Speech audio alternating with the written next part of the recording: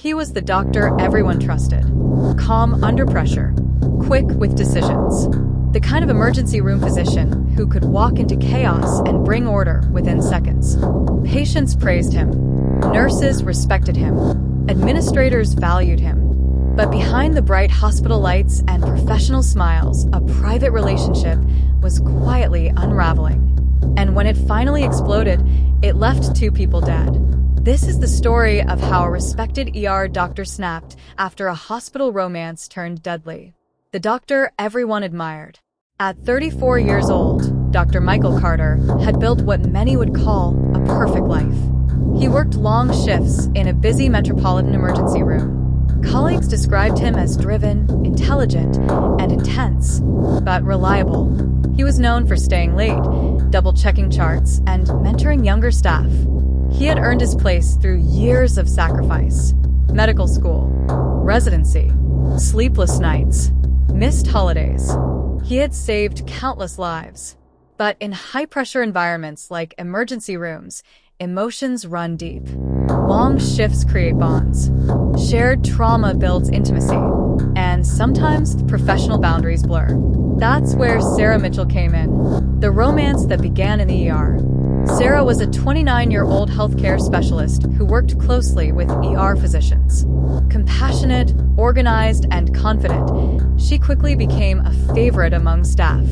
She and Dr. Carter began working side by side on difficult cases. Cardiac arrests, overdoses, trauma victims.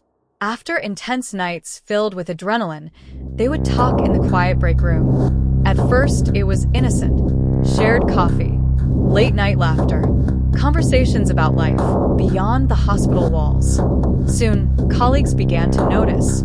They arrived together, left together, took lunch breaks at the same time. The hospital became more than a workplace. It became the setting of a private love story. But workplace romances are rarely simple. Cracks beneath the surface. Friends later said the relationship changed over time. Dr. Carter, once confident and composed, became possessive. He would question Sarah about who she spoke to, why she stayed late, why she laughed at certain jokes. Coworkers recalled tense conversations in hallways. There were arguments in parking lots. At some point, Sarah confided in a close friend that she wanted to end things. She felt overwhelmed. She wanted space. But breaking off a relationship in a place where you work side by side every day is complicated. There's no clean exit. And according to those close to her, Dr. Carter did not take the breakup well. The warning signs. In the weeks before the tragedy, colleagues noticed a shift. Dr. Carter seemed distracted during rounds. Short-tempered, withdrawn, irritable. He requested schedule changes that would align his shifts with Sarah's. He tried to initiate conversations she clearly didn't want. One nurse later said, "You could feel the tension in the air." Sarah had reportedly told him clearly it was over, but to him it wasn't. And when someone ties their identity too tightly to a relationship, rejection can feel like total collapse. The final shift. It was a normal weekday evening. The ER was busy, but not chaotic. Patients filled beds. Monitors beeped.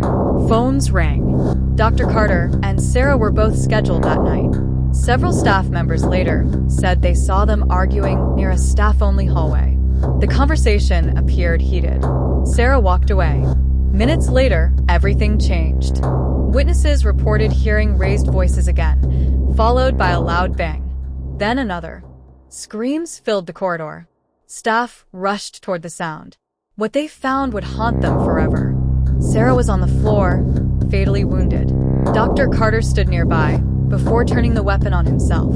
Within moments, 2 lives were gone. Inside the very hospital where he had once fought to save others. Shockwaves through the hospital. Emergency rooms are trained for tragedy, but not like this. Doctors and nurses who had worked beside him for years were now performing life-saving procedures on their own colleague. Administrators locked down the facility. Police flooded the scene. Patients were redirected. Families waited in confusion. News spread quickly. A doctor involved in a shooting. Hospital murder-suicide. Workplace romance turned deadly. The community was stunned. How could someone trained to preserve life commit such violence? The psychological spiral. Experts often say that murder-suicides in workplace settings are rarely impulsive in the purest sense. They are emotional implosions, a mixture of obsession, humiliation, fear of abandonment, loss of control. For someone who has built their entire identity around success and competence, rejection can feel like public failure, especially in a workplace where both individuals are constantly seen together. But emotional distress does not excuse violence. It does, however, remind us that high-achieving professionals are not immune to psychological crisis. Doctors experience depression, burnout, relationship stress, identity collapse. Yet many never seek help. In high-performance environments, vulnerability can feel like weakness, and silence can be deadly. Sarah's story. Amid the headlines about the doctor, it's important not to forget Sarah. She was more than a coworker, more than a romantic partner. She was a daughter, a friend, a healthcare professional who dedicated her career to helping others. Friends described her as bright and full of life. She had plans to pursue advanced certification. She talked about traveling. She wanted a future beyond the hospital. That future was taken from her in a moment of rage. The questions that remain. After tragedies like this, people always ask, were there warning signs? Could the hospital have intervened? Should workplace relationships be monitored more closely? The truth is complicated. Workplace romances happen everywhere, especially in high-stress environments. But when relationships end, clear boundaries and strong HR intervention are critical. Many experts emphasize mandatory reporting channels, strict anti-harassment enforcement, access to confidential counseling services. Because when emotional instability goes unchecked, consequences can escalate quickly. A community in mourning. Vigils were held. Candles lined the hospital entrance. Colleagues hugged in silence. Patients left flowers. 2 careers ended. 2 families shattered. The emergency room returned to normal operations within days, but nothing truly felt normal again. Every hallway held memories. Every shift carried weight. Final reflection. This story is not just about a doctor who snapped. It's about unchecked obsession, unaddressed mental health, and the dangerous mix of personal relationships inside high-pressure workplaces. It's a reminder that professional success does not equal emotional stability, and that behind every title, doctor, specialist, professional, there is a human being capable of breaking.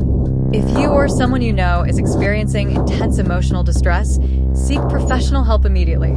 Silence isolates. Support saves lives. Because tragedies like this don't just destroy 2 people. They ripple outward through families, coworkers, and entire communities. And once that line is crossed, there is no going back. Thank you for watching.